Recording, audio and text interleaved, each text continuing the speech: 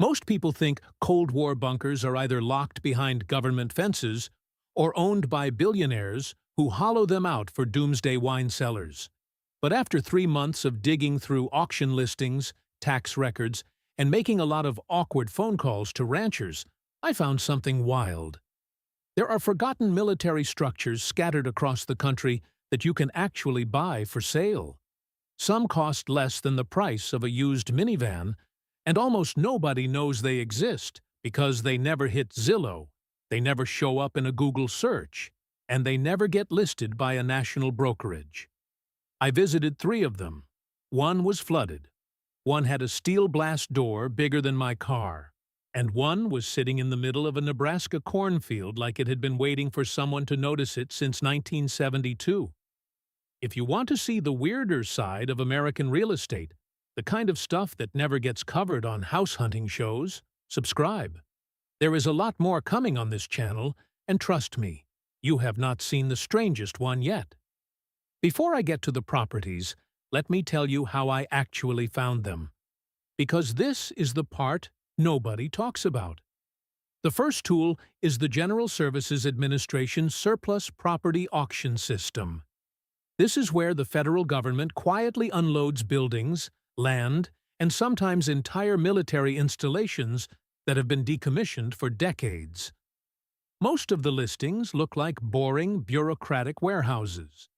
But buried in there are former communications bunkers, radar stations, and Cold War-era control facilities. The trick is knowing what the acronyms mean. The second method is county tax lion sales in states that hosted major defense installations during the Cold War: New Jersey, Maine, Massachusetts, North Dakota, Nebraska, Montana.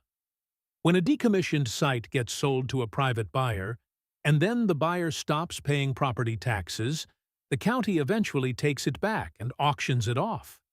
These sales almost never make it online. You have to physically show up at a county courthouse with a stack of cash and a lot of patience. Tax lion sales are low profile for a reason. The third method, and honestly the strangest, was calling ranchers.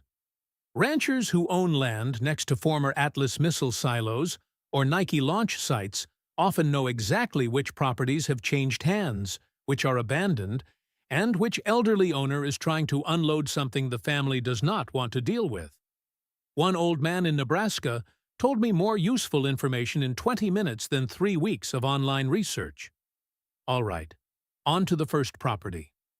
Somewhere in the Pine Barrens of central New Jersey, about 90 minutes from Manhattan, there is a Nike missile battery control center listed at a county tax auction for $85,000. Nike missile batteries were surface-to-air defense installations built in the 1950s to shoot down Soviet bombers. There were hundreds of them ringing American cities. Most were dismantled by the early 1970s, but a lot of the control buildings are still standing because reinforced concrete does not go away easily. I drove up unannounced on a gray Tuesday morning.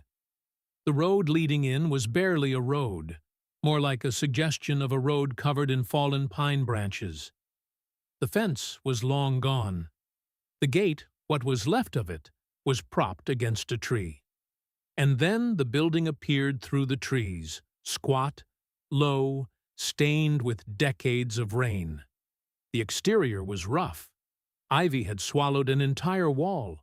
Someone had spray-painted a very committed opinion about a local high school football team across the front. Inside the accessible sections, I found partially flooded rooms, about 8 inches of standing water, a collapsed drop ceiling, and a surprising amount of original equipment, mounting brackets still bolted to the walls. Here is the part that made me take the property seriously. The structure is sound. I could tell by the way the walls met the floor. No cracks, no sagging, no sign of settlement. Reinforced concrete poured to military specifications in 1957 is basically immortal. A contractor I consulted later estimated that pumping out the water, replacing the roof membrane, and bringing a new electrical would cost somewhere between $60,000 and $90,000, which means the all-in cost is under $200,000 for a bomb-proof building 90 minutes from New York City. Make of that what you will. Next stop, rural Maine, up near the Canadian border, surrounded by nothing but logging roads and the occasional moose, is a former semi-automatic ground environment direction center known as SAGE. That system was the Continental Air Defense Computer Network that tracked Soviet bomber threats in real time. The building I visited was listed for $165,000 by a single local real estate agent who had no website, no online listing, and had been trying to move the property for almost 2 years. The structure is enormous. Above ground, you have a hardened concrete block the size of a small shopping center built to withstand a near miss from a tactical nuclear weapon. Below ground, you have a full operations floor, 2 stories deep, with the original computer room still intact.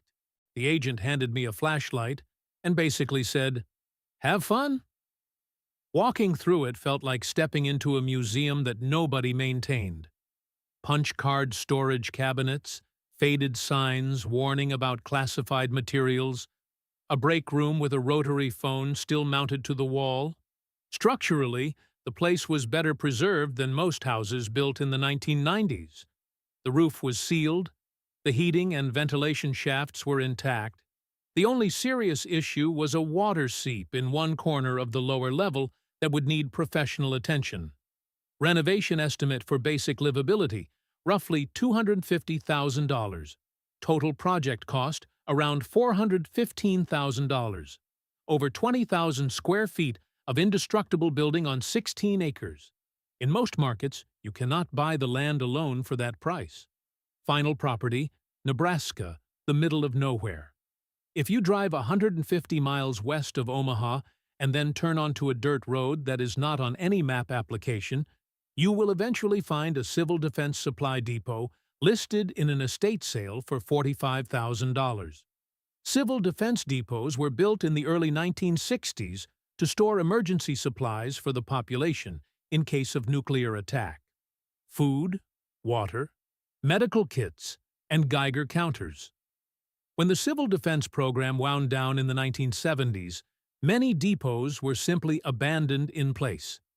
This one was a single-story reinforced concrete warehouse, maybe 4,000 square feet above ground, with an underground storage level accessed by a steel ramp.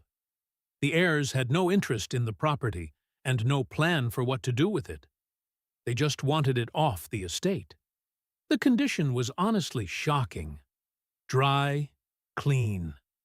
The air inside smelled like old paper and concrete dust, not mold. Original shelving was still in place. Some of the wooden crates even had their civil defense stickers on them, faded but readable. A local contractor told me this building needs maybe $30,000 of work to become a functional shop, storage facility, or workshop. Total cost, under $80,000 for a building that will outlast every house in the county. So, those are the 3. Hidden in plain sight, priced like afterthoughts, and built to survive things none of us want to think about. If these forgotten relics of the Cold War changed the way you look at the world around you, please subscribe and like this video. We are uncovering the history that they tried to bury and exploring the structures that refuse to fade away. Join us as we dig deeper into the past to understand our future. The next hidden treasure will be revealed soon.